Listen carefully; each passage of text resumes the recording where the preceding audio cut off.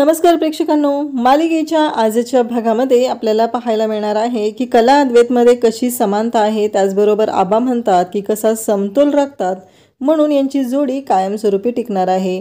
आबांनी तर यांना आशीर्वाद दिलेला आहे, त्याचबरोबर महाशिवरात्रीच्या दिवशी महादेवाचा पण आशीर्वाद त्यांना मिळालेला आहे। तरीही कला अद्वैत एकमेकांपासून दूर राहण्याचा का प्रयत्न करत आहेत, अद्वैतला असं का वाटत आहे ते आपल्याला आजच्या या व्हिडिओमध्ये पाहायला मिळणार आहे। त्याचबरोबर नैनाचा प्लॅन फ्लॉप होऊन अद्वैत आणि कला तर एकत्र आलेले आहेत, पण त्याचबरोबर ऑफिसमध्ये जाण्यापासून आता त्यांना कोणीही रोखू शकलेलं नाही, ते आपल्याला या व्हिडिओमध्ये पाहायला मिळेल। तर आता कला कॉफी घेऊन आलेली असते अद्वैतसाठी। अद्वैत मात्र इकडे विचार करत असतो की ही कॉफी असली का लागते, म्हणून पहिला घोट घेतल्या तो कलाला म्हणू लागतो की काय आहे ही, अशी कॉफी बनवतात का, कसली कॉफी ही, कशी लागते बघ। तेव्हा कला म्हणते की ठीक आहे, आणि मग कला ती कॉफी प्यायला घेते। जेव्हा कला कॉफी प्यायला घेते तेव्हा मात्र कला कॉफीचा एक घोट घेते आणि म्हणते कॉफीसारखी कॉफी आहे, वेगळं काय आहे त्याच्यामध्ये। खरं तर अद्वैतला फक्त आणि फक्त कलाच्या हातची कॉफी हवी असते, म्हणून त्याची ही गोष्ट झालेली असते, त्याची ही चिडचिड झालेली असते आणि तो ते बोलून दाखवत असतो। त्यासोबतच इकडे आपल्याला पाहायला मिळतं कला म्हणते दे इकडं। कला ती कॉफी घेते आणि स्वतः पिऊन बघते। त्याला म्हणते याच्यात काहीही वेगळं लागत नाही, चांदेकर नखरे बंद कर तुझे, कारण तुला प्रत्येक वेळेस असं वाटत असतं की तुला जसं परफेक्ट पाहिजे तसंच सगळं मिळालं पाहिजे, पण कधीकधी माणसाने ॲडजस्ट करायला शिकलं पाहिजे। कलाची ही लेक्चरबाजी सुरू असते। तेव्हा अद्वैत म्हणत असतो मी काय खोटं बोललेलो आहे, ती कॉफी चांगली लागत नाही। बाहेर उभा राहून नैना हे सगळं ऐकत असते। नैनाला असं वाटत असतं की आपण जमाल घोटाचा डोस त्याच्यामध्ये टाकलेला आहे, त्यामुळेच कॉफीची टेस्ट बदलली असणार आहे, असं नैनाच्या मनात आलेलं असतं। आणि नैना हे सगळं मस्त एन्जॉय करत असते। तिच्या म्हणण्यानुसार कॉफी तर झालेली असते, परंतु कॉफी तर अद्वैतने प्यायला तयार नसतो, कारण कलाने पण घेतलेली असते। तेवढा सगळ्याचा परिणाम त्या दोघांवरती होणार हे मात्र तिला नक्कीच माहिती असतं। तेव्हा ती म्हणते झालं, म्हणजे अद्वैतसोबत कला पण आयतीच घरी राहणार आहे, कारण सगळ्या गोष्टी माझ्या म्हणण्याप्रमाणे होत आहेत, असं तिचं सगळं चाललेलं असतं। तेवढ्यातच अद्वैत उठतो आणि बोर्डवरती लिहायला लागतो की तू अति आगाऊ आहेस, खूपच बडबड करत असते आणि त्याचबरोबर तू प्रत्येक वेळेस असंच वागत असते। हे सगळं लेक्चर त्याचं सुरू झालेलं असतं आणि तेव्हा मात्र कलाला राग येतो। त्याचवेळी कला म्हणते की काय आता जर चांदेकर हे काय लिहिलेलं आहेस तू, तेव्हा कलाला तो म्हणू लागतो की मी प्रूव्ह करू शकतो तू कशी आहेस ते। तेव्हा मात्र कलाची खूपच चिडचिड व्हायला लागते। कला म्हणते की चांदेकर जरा अति होतं हे तुझं सगळं। तेव्हा ती म्हणते आत्ता जर ही कॉफी पिला नाहीस तर नाक दाबून तुझ्या घशात ही कॉफी ओतणार आहे मी, आत्ताच्या आत्ता ही कॉफी प्यायची आहे, असं म्हणत कलाला राग आलेला असतो आणि कलाने जबरदस्तीने अद्वैतला ती कॉफी प्यायला भाग पाडलेलं असतं। अद्वैतची मात्र चिडचिड होत असते, त्याला अजिबात आवडलेलं नसतं। अद्वैत गुपचूप ती कॉफी पितो आणि मग अद्वैतची कॉफी पिऊन झाली की नैना मात्र खाली आलेली असते। ती मस्त एन्जॉय करत असते। ती म्हणत असते की चला माझा प्लॅन वर्क झालेला आहे, ज्या पद्धतीनं मी प्लॅन केलेला होता त्या पद्धतीनं सर्व गोष्टी होत आहेत, कारण तिचा प्लॅनच असा होता की जमाल घोटा टाकलेली कॉफी अद्वैतला पिऊ घालायची आणि अद्वैत हा ऑफिसला येणार नाही याची काळजी घ्यायची। हे सगळं तिनं ठरवलेलं असतं आणि त्याच पद्धतीनं तिनं तो प्लॅन केलेला असतो। त्यासोबतच इकडे पाहायला मिळतं की जेव्हा तिने ती कॉफी अद्वैतला पेईपर्यंत थांबलेली असते, तिला भारी वाटत असतं की चला आपला प्लॅन आज वर्क होत आहे। या गोष्टीचं मात्र तिला छान वाटत असतं, कारण तिने प्लॅनच तसा केलेला असतो। इकडे अद्वैत बोर्डवरती ते लिहित असतो। कलाला मात्र खूप राग आलेला असतो। कलाला पटतच नसतं हा चांदेकर असा का वागतो माझ्याशी प्रत्येक वेळेसच, हे कलाच्या डोक्यात सुरू झालेलं असतं। आणि कला म्हणत असते चांदेकर हे सगळं काय चाललं रे तुझं, प्रत्येक वेळेस मीच ऐकून घ्यायचं का तुझं, आणि तू तुझी मनमानी करत राहणार आहे, असं सगळं ती बोलत असते। आणि तेव्हा मात्र अद्वैत म्हणत असतो की जे खरं आहे ना तेच केलेलं आहे। तेव्हा कला म्हणत असते बघ मी पण तुला प्रूव्ह करून दाखवते की कोणत्या गोष्टी खऱ्या आहेत आणि कोणत्या खोट्या आहेत। तेव्हा अद्वैत म्हणतो ठीक आहे कर प्रूव्ह, जेव्हा ते प्रूव्ह होईल तेव्हा मी मान्य करेल। तेव्हा कला म्हणते ठीक आहे, मग जेव्हा मी लिहील ना त्याच्यावरती तेव्हा मग तू बोलायचं नाही, तेव्हा ते मान्य करायचं आहे कोणतंही आर्ग्युमेंट न करता। तेव्हा अद्वैत म्हणतो की चालेल लिही तरी तू, असं अद्वैतचं म्हणणं असतं। अद्वैत आणि कला दोघंही प्रत्येक वेळेस प्रत्येकाला ओपन चॅलेंज देत असतात, एकमेकांशी बोलत असतात, भांडत असतात। त्याचवेळी कलाला आठवतं चांदेकर जर एकदा बोलायला लागला ना तर तो अजिबात थांबत नाही। तो खूप बोलत असतो. ही गोष्ट कलाच्या लक्षात येते आणि कला म्हणते की आता हेच मी प्रूव्ह करणार आहे. कारण चांदेकर जर एकदा बोलायला लागला तर तो थांबतच नसतो आणि तिला त्या गावी राहिलेले होते ते क्षण आठवतात. तिथं अद्वैत तिच्याशी कसा बोलायचा, त्याचबरोबर पान खायला गेलेली ना तेव्हाचा क्षण तिला आठवतो. अद्वैतचं आवरून झालेलं असतं. तो कलाला म्हणतो की ऑफिसला लवकर जायचं आहे, तू तयार आहेस ना, येणार आहेस ना तू, असं तो कलाला म्हणत असतो. तेव्हा कला म्हणते की हो. आणि अद्वैत आणि कला यांच्या दोघांमध्ये आता हे समानता भिन्नता हे जे चक्र आहे ते चालूच झालेलं असतं. प्रत्येकजण ही कला समानता दाखवण्याचा प्रयत्न करत असते तर अद्वैत मात्र भिन्नता दाखवण्याचा प्रयत्न करत असतो.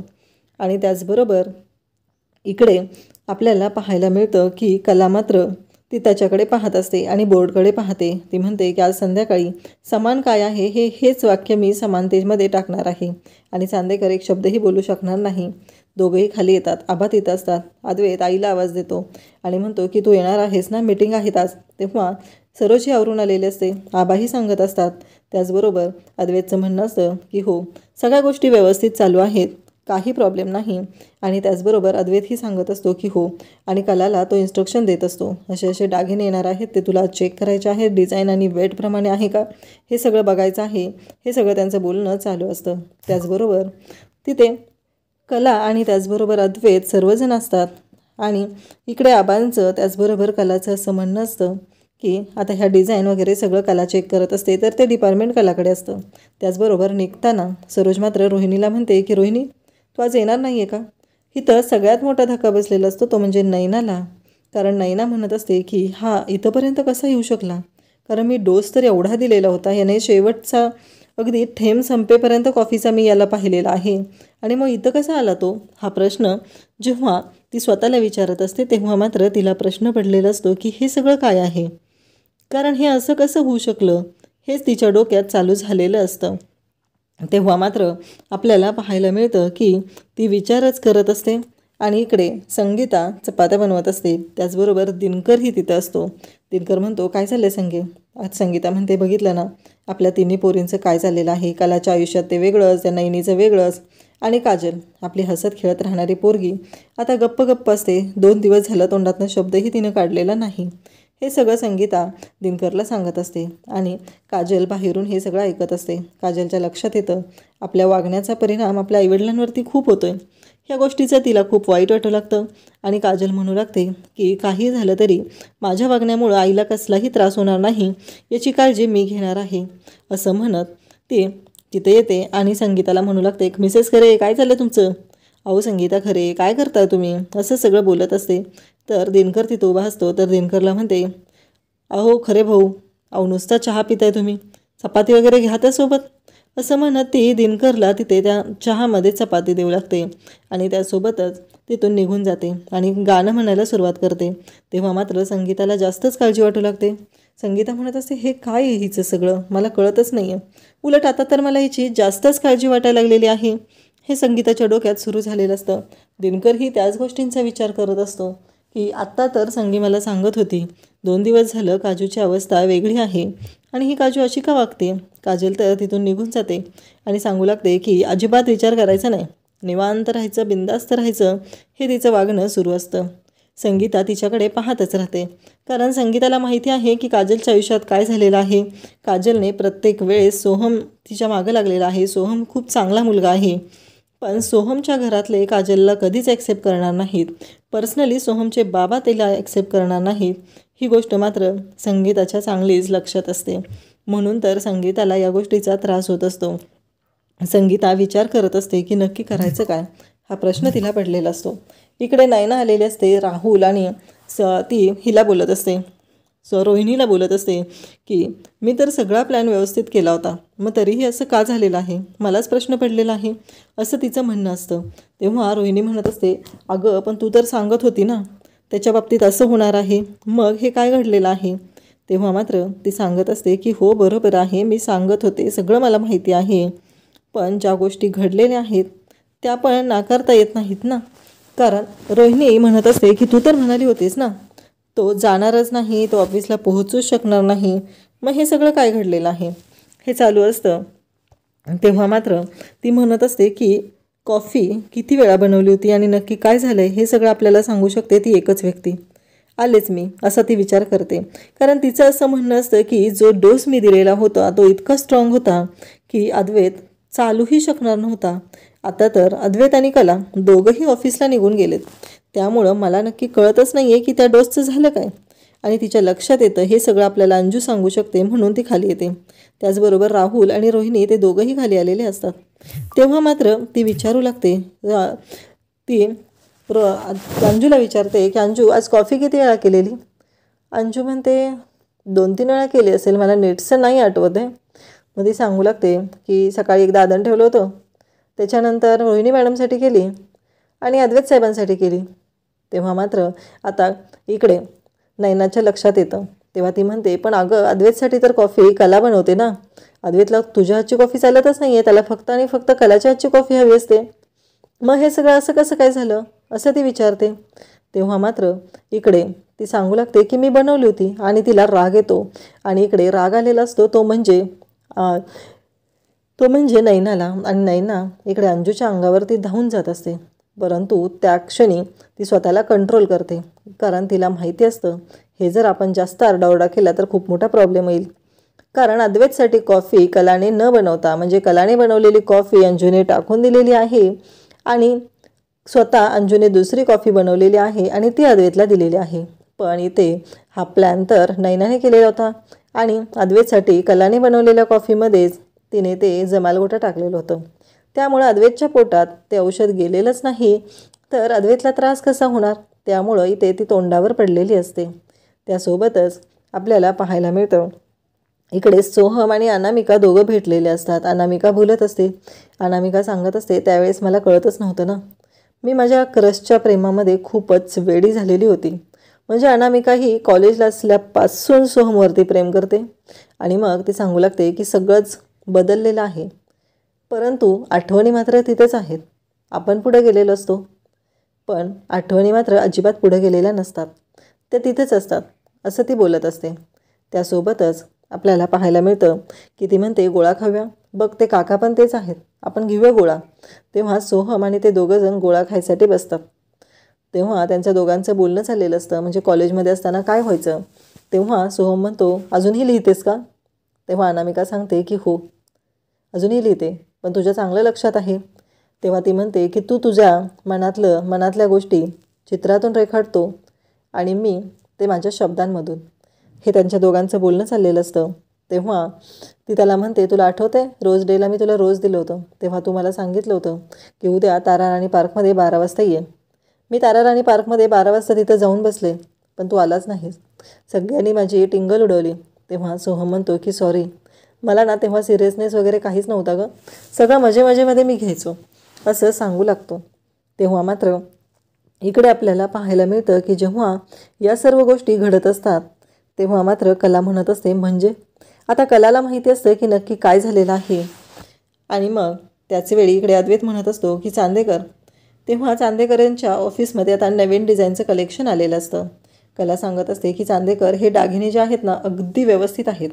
तुला खरं सांगू का, मशीनवर बनवणारे, साच्यातून बनवणारे आणि हाताने कारागिरांनी बनवलेले दागिने ह्यामध्ये खूप फरक असतो.